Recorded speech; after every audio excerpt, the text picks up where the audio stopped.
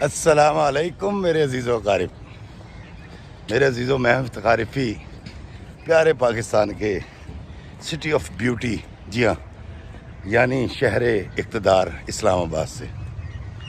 दोस्तों, मुसलसल रिकॉर्डिंग में हूँ परीज़ात की। वक्त नहीं मिलता तो आज ऑफ था तो सोचा आज सुबह सुबह मैं वॉक करूँ, और जहाँ मैं रिहाइश पज़ीर हूँ उसके करीब तरीन पार्क ये मुझे मैसर आया। दोस्तों, वक्त एक बहुत अहम और कीमती चीज़ है। हम दुनिया में अगर किसी को कुछ दे सकते हैं तो वो सिर्फ़ और सिर्फ वक्त है, और वक्त की कोई कीमत नहीं होती, लेकिन इसकी अहमियत बहुत ज़्यादा होती है। दोस्तों, अभी 3 दिन पहले यहाँ इलाके का नाम तो मुझे नहीं पता, लेकिन F8 के करीब एक जगह थी जहाँ हम चाय पीने के लिए रात को बैठ गए। 9 साढ़े 9 बजे का वक्त था, और वो इलाका कुछ ऐसा है, यहाँ इस्लामाबाद के लोग जानते होंगे कि वो दरमियान में एक बहुत बड़ी जगह है, चारों तरफ सड़क है और चारों तरफ मार्केट, और बीच में बहुत सारे चाय वाले बैठे हुए हैं। वहाँ हम चाय पी रहे थे तो मुख्तलिफ लोग जो पहचान के आ रहे थे वो सेल्फियाँ बना रहे थे, लेकिन मेरी नज़र पड़ी एक काले रंग की बड़ी गाड़ी, बड़ी महंगी गाड़ी के अंदर, जहाँ एक 75 साला बुजुर्गवार बैठे हुए थे। गाड़ी की खिड़की खोली हुई थी और मेरी तरफ देख रहे थे। दोस्तों, मेरी नज़र जब उनसे टकराई, मैं मुस्कुराया तो वो मुस्कुरा के बाहर आए और मुझसे मिलने के लिए जब मेरी तरफ बढ़े तो मैं एहतरामन उनकी तरफ चल पड़ा। मैंने जाके उनसे मुसाफा किया तो मैंने उनसे कहा कि यकीनन सर, कहते कि मैं आपका बड़ा फ़ैन हूँ, मैं आपके वीडियोस मैं और मेरी बीवी बहुत गौर से सुनते हैं और बार बार सुनते हैं। और उन्होंने कहा जी, मेरे घर में एक बड़ी स्क्रीन है LED जो हर वक्त मुंसलिक रहती है यूट्यूब के साथ, और हम बड़ा मज़ा लेते हैं। और जिन दिनों आप वीडियोस नहीं बनाते तो हम बहुत तकलीफ़ में आ जाते हैं, फ़िक्रमंदी होती है। कहते मैंने आपका स्टेटस देखा था कि आप इस्लामाबाद में हैं, तो मैं ये सोच रहा था कि काश इफ्तिखार साहब से मुलाकात हो जाए। तो ये सारी बातें बड़ी अच्छी मुझे लगी, तो मैंने कहा यकीनन आप कैमरा निकालें, मैं आपके साथ सेल्फ़ी बनाता हूँ। तो उन्होंने कहा नहीं, मुझे आपके साथ सेल्फ़ी नहीं बनानी, इफ्तिखार साहब मुझे आपके साथ थोड़ा सा वक्त गुजारना है, क्या आप मुझे थोड़ा सा वक्त इनायत कर सकते हैं? मैंने कहा जी हुक्म करें। कहते नहीं, यहाँ नहीं, मैं आपको कुछ दिखाना चाहता हूँ। दोस्तों, मैंने अपने दोस्तों और अपने बेटे से, जो कि मेरे साथ आया हुआ, इजाज़त ली और मैं उनकी गाड़ी में बैठा, जो कि बहुत महंगी गाड़ी थी, और वो गाड़ी ड्राइव करने लग गए और हल्की फुल्की गुफ्तगू फरमाने लगे। और ठीक 6-7 मिनट के अंदर उनकी गाड़ी एक जगह पे जाकर रुकी और उन्होंने एक रिमोट से बटन दबाया, एक बड़ा गेट दीवार के अंदर चला गया, उनकी गाड़ी अंदर गई। दोस्तों, कमोबेश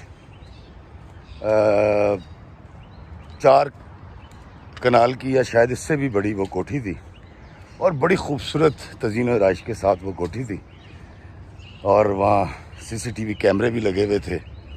और जब मैं दाखिल हुआ तो मेरी नज़र पड़ी, वहाँ उन्होंने कुत्ते भी पाल रखे थे। हमारे एंटर होते ही एक बड़ी खूबसूरत और सफ़ेद बालों वाली वो ख़वातीन होती ना, जो खिज़ाब नहीं लगाती और एज के साथ बहती चली जाती है उनकी ज़िंदगी, वो खातून थी। बड़ी मुस्कुराते चेहरे के साथ वो आई, उन्होंने बड़े पुरतपाक अंदाज में मेरा इस्तकबाल किया और अपने मियाँ का शुक्रिया अदा किया। ये इंसाफ की बेगम साहिबा थी, इखलाक अहमद इनका नाम था, रिटायर्ड ब्यूरोक्रेट थे, और वो मुझे अपने दोनों बड़े इत्तेफाक के साथ ड्राइंग रूम में ले गए। मैं वहाँ जाके बैठा हूँ तो दोनों ने बड़ी खूबसूरत अंदाज में और बड़ी इज़्ज़त के साथ मुझसे गुफ्तगू शुरू कर दी। मैंने उनसे कहा कि इखलाक साहब, आप मुझे ले तो आए हैं, खाना मैं खा चुका हूँ, चाय मैं पी चुका हूँ। तो उन्होंने कहा नहीं कुछ तो चलेगा। मैंने कहा नहीं सर कुछ भी नहीं चलेगा, मुझे थोड़ा सा मशरूब एक गिलास में दे दीजिए। तो उन्होंने वो जो एक गिलास में एक मशरूब दिया मुझे और मुझसे कहते कि इफ्तिखार साहब मैंने आपसे बड़ी ज़रूरी बात करनी है। मैं कहा जी हुक्म करें, मैं आपके साथ आ गया हूँ। उन्होंने कहा इफ्तिखार साहब जब ढाका फाल हुआ उस वक्त मैं सुपरिटेंडेंट हुआ करता था और मुझे मौका मिला और मुझे अफसरी हाथ आ गई और मैं अफसर हो गया और फिर उसके बाद मेरी इस्लामाबाद ट्रांसफ़र हो गई। मैंने अपने बच्चे बड़े अच्छे 3 उनके बेटे थे, 1 उनकी बेटी थी। तो मैंने उनसे पूछा वो कहाँ हैं? कहते जी वो हमने पढ़ाने के लिए बाहर भेजे थे। तो एक बेटा पुर्तगाल में है, एक जर्मनी में है, एक यूके में है और बकौल उनके उन सब ने वहीं खुद से शादियां भी कर लीं। खैर इन्होंने शादी के लिए इजाज़त भी दे दी थी उनको और उनकी एक बेटी है जो न्यूयॉर्क में इन्होंने ब्याह दी थी और वो वहाँ होती है। तो मैंने कहा सर आप तो बड़े खुशहाल आदमी हैं माशाल्लाह, आपने इतने इतने महंगे कुत्ते रखे हुए हैं, इतनी बड़ी गाड़ी है आपके पास और इतना बड़ा बंगला है आपके पास, बच्चे आपके वेल सेटल्ड हैं, तो आप तो अपने आप को बड़ा खुश नसीब महसूस करते होंगे। तो दोस्तों इखलाक साहब और उनकी बेगम साहिबा की आंखों में आंसू आ गए और वो कहने लगे कि इफ्तिखार साहब पिछले 5 महीने में आप पहले मेहमान हैं जो हमारे घर आए हैं। इससे पहले हमने अपने गेट कीपर की जो चौकीदार है उसकी फैमिली आई हुई थी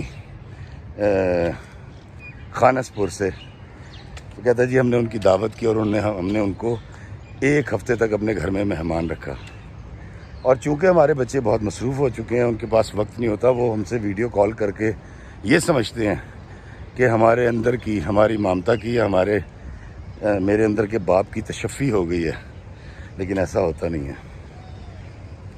वो हमसे बात तो कर लेते लेकिन हम उनको ये इतला नहीं देते कि बेटा हमें तुम्हारा वक्त चाहिए, हम तुम्हें छूना चाहते हैं, हम तुम्हें गले लगाना चाहते हैं, हम तुमसे बातें करना चाहते हैं देर तक। दोस्तों ये बड़ी अजीब बात थी मेरे लिए कि कितना बड़ा आदमी और वो एक अफसर रिटायर हुआ और उसने ज़िंदगी में बहुत पैसा भी कमाया, जो भी उनका कारोबार था या बिज़नेस था, लेकिन अब बच्चे जो हैं वो उनके पास नहीं है, उनके पास मटेरियल रह गया, उनके पास बड़ा अच्छा बंगला है और उनके पास बड़ी अच्छी गाड़ियाँ खड़ी हुई हैं, कुत्ते उनके पास बहुत अच्छे हैं।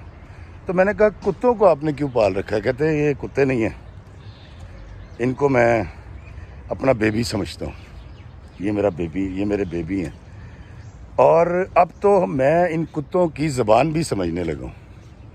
मैंने कहा वो कैसे? कहते जी अगर ऐसे करे तो फिर इसको खाना चाहिए होता है, अगर ऐसे करे तो इस जोड़े को सैर करनी होती है, अगर ऐसे करे तो ये डिस्टर्ब हो रहा होता है किसी आवाज़ से या किसी गाड़ी के गुजरने से।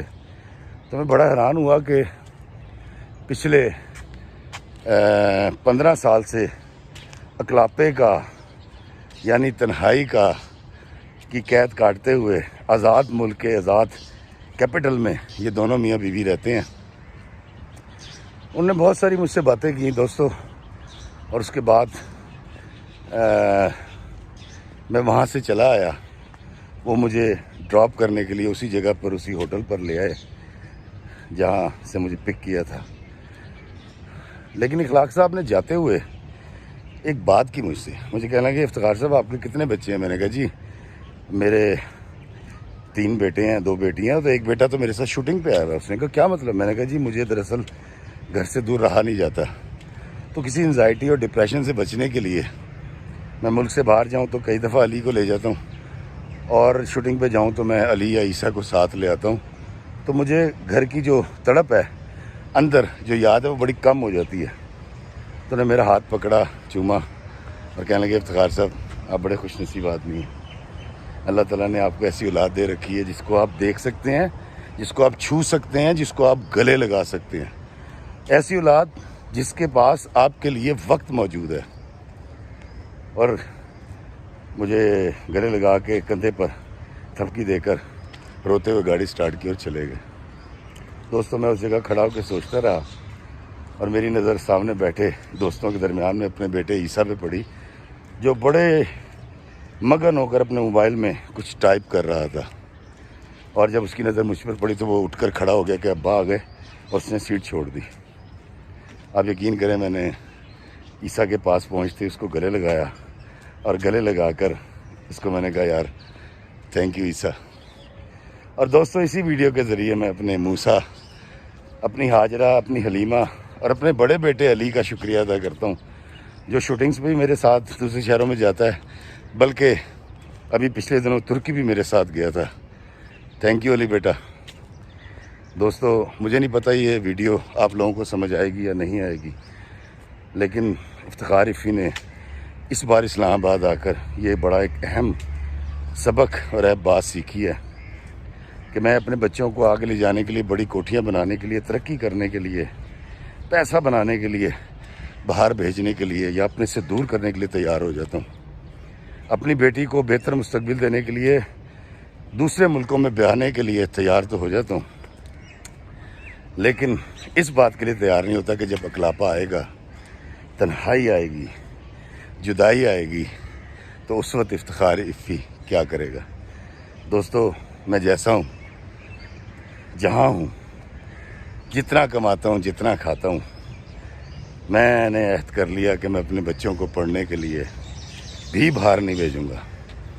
मेरा पाकिस्तान है, इसमें बहुत अच्छी यूनिवर्सिटीज़ हैं, वो यहाँ पढ़ें, यहाँ रहें, यहाँ कारोबार करें, यहाँ नौकरी करें, यहाँ अपना ख़ानदान, अपनी फैमिली बनाएं, मुल्क से बाहर ना जाएं। क्योंकि मैं भी इखलाक साहब और मिसिज़ इखलाक की तरह कुत्तों से प्यार करके कुत्तों के साथ वक्त नहीं गुजारना चाहता।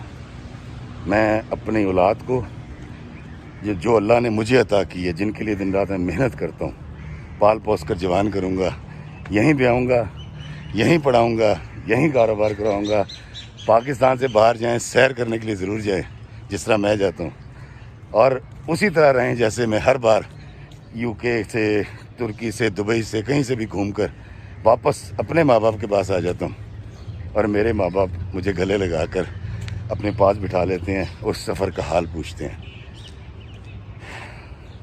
दोस्तों मुझे अपने बच्चों को हर सूरत अपने पास रखना है, जहाँ मैं उनको छू सकूं, गले लगा सकूं, उनका माथा चूम सकूं, उनका वक्त ले सकूं। पैसा जाए भाड़ में, ज़िंदगी को रास्ता दो। अल्लाह हमें आसानियाँ अता फरमाए और आसानियाँ तकसीम करने का शर्फ अता फरमाए। आमीन। अस्सलामु अलैकुम व रहमतुल्लाहि व बरकातुहू।